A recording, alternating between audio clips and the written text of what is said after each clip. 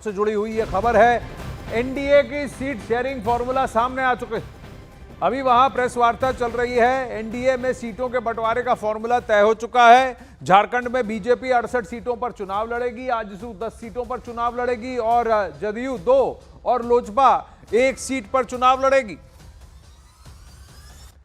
अब इसकी पुष्टि करते हुए वहां प्रेस वार्ता चल रही है, आप देख सकते हैं, जहां शिवराज सिंह चौहान बैठे हुए हैं, हिमंता बिश्व शर्मा भी उसका पार्ट हैं। देखिए वो शिवराज सिंह चौहान के बगल में बैठे हैं और इन्हीं सबकी अगुवाई में अब वहां झारखंड के सीट शेयरिंग की घोषणा हो चुकी है।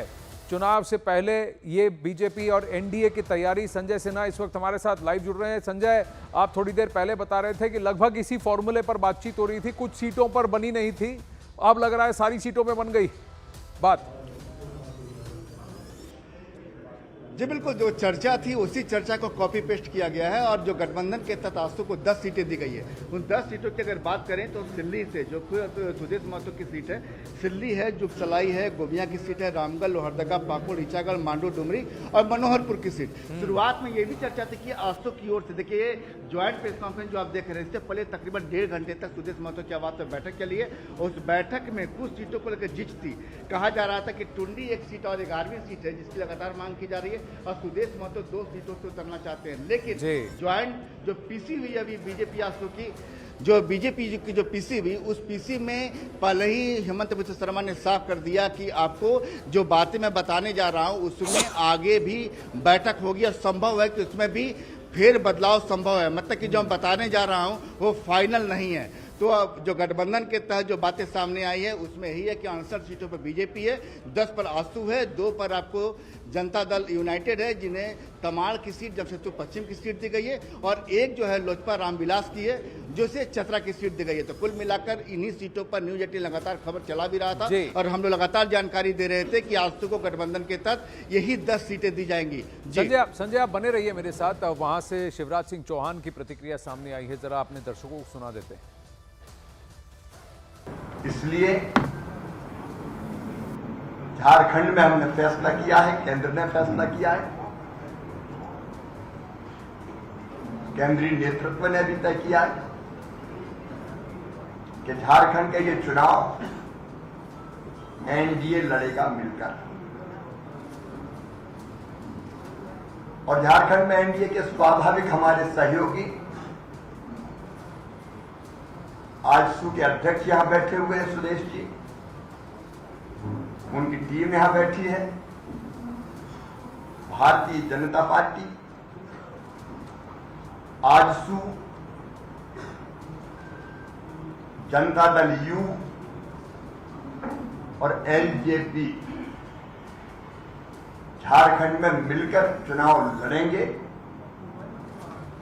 मिलकर हमारा अभियान भी चलेगा। आपस में चर्चा हमारी पूरी हो चुकी है। संजय, तो चर्चा पूरी हो चुकी है, तीनों साथ में लड़ेंगे। एनडीए का एक यूनाइटेड फ्रंट उन्होंने सामने रखा है। सीटों के शेयरिंग की बात हो चुकी है कि थोड़ा बहुत ऊपर नीचे हो सकता है, पर लगभग यही फॉर्मूला रहेगा। लेकिन चुनावी चेहरा कौन होंगे? क्या मुख्यमंत्री का चेहरा आगे रखकर एनडीए लड़ेगी या फिर एक डिफ्यूज्ड इलेक्शन होगा?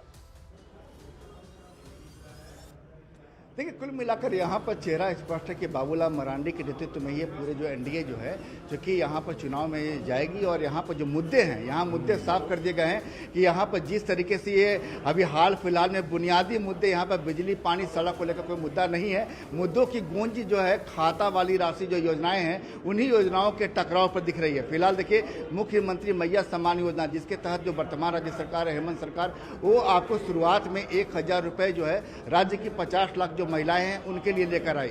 उसी में भी बीजेपी ने भरोसा दिया कि जब उनकी सत्ता आएगी तो वो आपको 2100 रुपए देंगे गोगो दीदी योजना के तहत। लेकिन ठीक उसके बाद कैबिनेट की बैठक होती है और वहां पर फिर राज्य सरकार की ओर से लाया जाता है कि मुख्यमंत्री मैया सम्मान योजना के तहत अब राशि 1000 से बढ़ाकर 2500 कर दी गई है। मतलब कुल मिलाकर ये पूरा चुनाव जो है कह सकते हैं कि इसको इस तरफ शिफ्ट कराने की कोशिश की गई है। ये खाता राशि वाली योजनाओं तक रहे, लेकिन बीजेपी अपनी पिच पर खेलना चाहती है और बीजेपी ने साफ कर दिया है ये चुनाव जो है बड़े मुद्दे पर होगा। 2019 में हेमंत सरकार जिन वादों के साथ सत्ता में आई थी, सरकार को उन्हीं वादों को जनता के बीच याद दिलाया जाएगा। और संताल में जो घुसपैठ का मुद्दा है, जो खाता राजनीति राशि से की लेकर आप बात कर रहे हैं, जो लेकिन क्या झारखंड स्टेट के पास इतने फंड हैं और हेमंत सोरेन की सरकार के अंडर स्टेट पहले से ज्यादा अमीर हुआ है या गरीब हो गया है? वहां पर खनन माफिया ज्यादा उग्र हो गई है या कम हो गई है? जो उनके ऊपर रेड्स पड़ी हैं, जो उनके खुद की प्रिंसिपल सेक्रेटरी जो घेरे में आई हैं, क्या ये सारे मुद्दे होंगे? और वहां पर झारखंड के अंदर जो घुसपैठियों वाली बात उठी है, क्या उसका क्या इंपैक्ट होगा? ये सब देखने वाली बात होगी। हिमंत बिस्व शर्मा क्या कहते हैं, आइए आपको सुनाते हैं। आजसू को अभी तक जो हमारा डिस्कशन हुआ, ये 10 सीट में आजसू लड़ने जा रहा है, जिसका नाम मैं आपको बोलना चाहूंगा। एक पहला सीट होगा सिल्ली, जहां से आजसू लड़ेगा। रामगढ़ आजसू लड़ेगा। गोमिया आजसू लड़ेगा। ईसागढ़ आजसू लड़ेगा। मांडू आजसू लड़ेगा। जुगसलाई आजसू लड़ेगा। दुमरी आजसू लड़ेगा। पाकुड़ आजसू लड़ेगा। लोहारदगा आजसू लड़ेगा। मनोहरपुर आजसू लड़ेगा। सो अभी तक जो हमारा चर्चा हुए, इस हिसाब से ये 10 सीट आजसू लड़ेगा और हम लोगों को अपेक्षा भी होगा कि आजसू अपना उम्मीदवार यही 10 सीट में घोषित करे। जनता दल यू का साथ अभी तक का जो हमारा चर्चा हुआ है, वो चर्चा का अनुसार जमशेदपुर वेस्ट और तमार जनता दल यू लड़ेगा। ये 2 सीट जनता दल यू लड़ेगा और हम निश्चित है कि जनता दल यू ही अपना पार्टी का नाम घोषित करेगा। लोक जनशक्ति पार्टी एक सीट में चुनाव लड़ेगा, वो होगा 17 से लोक जनशक्ति पार्टी चुनाव लड़े। 1-2 सीट का एक भी सीट छोड़ के बाकी सीट में स्वाभाविक है भारतीय जनता पार्टी लड़ेगा।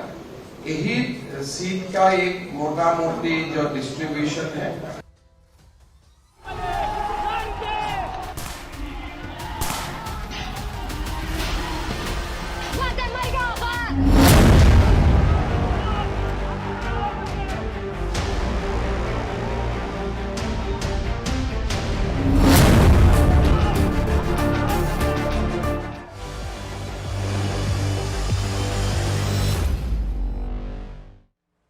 चलिए खबरों का रुख अब उत्तर प्रदेश की तरफ करते हैं और बहराइच से जुड़ी बहुत बड़ी खबर, जो वहां हिंसा हुई थी, घटना घटी थी। बहराइच एनकाउंटर पर यूपी का सियासी पारा इस वक्त हाई है। बहराइच को सुलगाने की कोशिश करने वालों